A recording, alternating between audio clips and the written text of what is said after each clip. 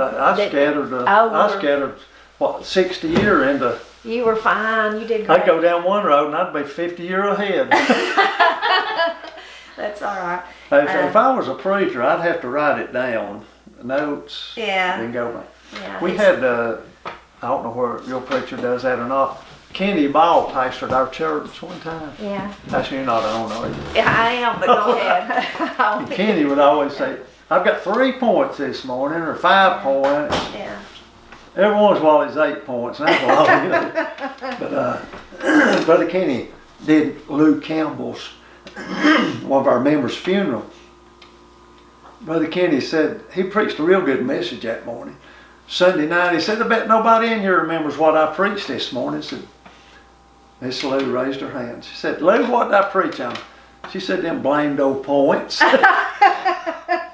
But you try to figure out what you're going to say, and then your mind jumps ahead 30, 40 years, and you think, man, I've left everybody back 30 years ago. You did fantastic, but I do that all the time. I think I know exactly what I'm going to say, and then I'm talking to the camera, and then all of a sudden I'm saying something that I don't even know what I'm saying. I'm like, where did that come from? A long time. If we get up to sing, have the songs down where we can at least look. You know, if you get up on memory, your mind quits working sometimes when you're in front of people. Yeah, it does, and just jumps to this or that or different things. We try to learn songs and not use the music. I feel like you feel more free if you look around. I like to look at the people and see if they're enjoying it, if they're going to throw anything.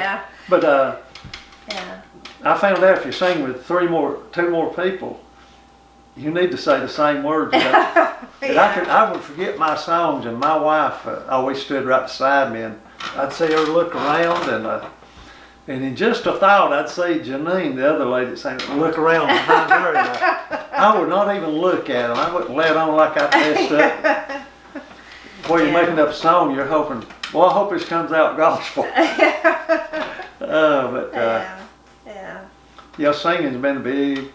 It's such a joy. It's such a joy. And you meet so many nice people. So many nice people. Yeah, and it's just such a joy. And it's a joy to do it with your family. Hey, getting to pick with that grandson. That's just we took 3 of them in one day. It snowed or something. We got a granddaughter and 2 granddaughters, Tori and Dakota and Felicia. And I just took the banjo and took one string and learned them Cripple Creek. Yeah.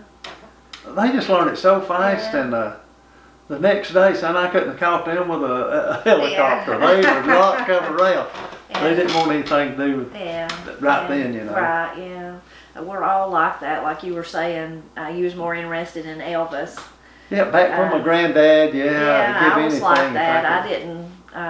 I didn't really play an instrument or anything, and when I was older, I asked Mama, I said, why didn't y'all make me take piano lesson, do something? She said, because you wasn't interested. You didn't want to be nowhere near around all the, her and Daddy was always singing, and she said, you wasn't interested, that's why. But it just took me being grown to realize how wonderful that was, being able to grow up where there was always somebody picking a guitar and singing.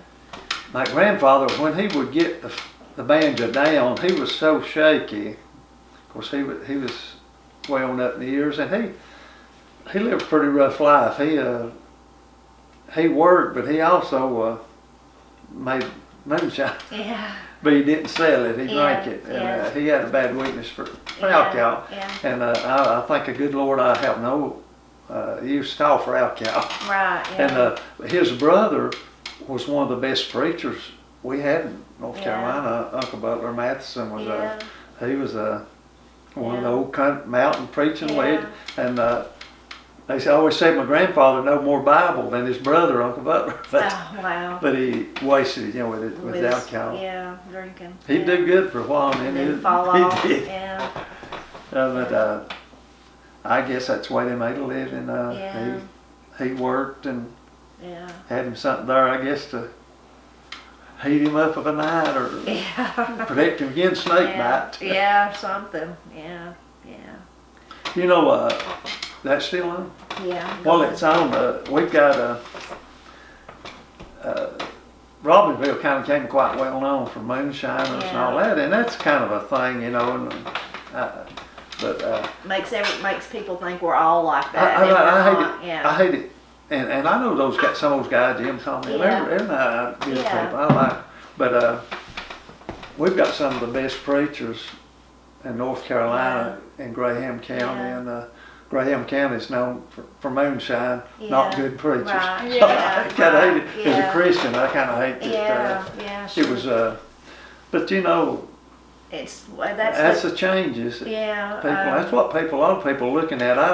Right. You said what we need to preserve, I don't think we need to preserve the old alcohol. No, Because my mom talks about how they would do without. My grandfather got sent to prison when they were just kids, and her brother kept them in food. I mean, goodness, it's hard. And if they hadn't about, those kids probably starved, you know.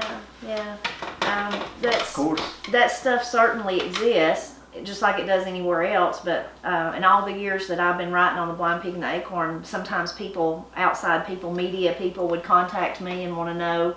That's what they want to know. Do you want to know any, any moonshine or any rogue sheriffs that do stuff they're not supposed to? And I always would say no, but I have two nephews, Steve's boys, that grew up in a holler in Appalachia, and they both had full ride scholarships to Yale. I'll be glad to tell you about them. Well, they're not. They're not really interested in that. They don't even ever contact me back, because that's not. They want something that's like, I was. Drinking moonshine at 3 or something. And I'm like, no, I don't even know nobody that makes moonshine. So my next door neighbor, of course, he's been dead several years. They finest neighbor. You couldn't have had a better. Of course, he's an old man when I knew him. He was a bootlegger. And Charles White was a deputy, and Charles told me this. He was a deputy, and we worked some together with Charles. Super nice man. I believe his son still lives down around Peace. And Charles told me that he knew he was making liquor, and he decided he was going to catch him. He said, we catch people coming out there with alcohol, and we tore his house apart and couldn't find it. And he had him a tank up on the mountain, and when they built that road through there, he put a copper line in, and they built a 30-foot road over it. And he had that copper line run into his spigot in his house. Charles said, I have got water out of that spigot and drank it right next, but I got the other one, it'd been alcohol. But evidently, Dillard Hardin, he was a kind of a legend. But he told me he got sent to the University of Alabama Correction Center. He said he got educated, and he told them where it was at, and they told him to just tear it out. So he was a nice man. Gosh. He would have been a good one for you to talk to. He had 1,000 stories. He was an old mountain coon hunter, bear hunter.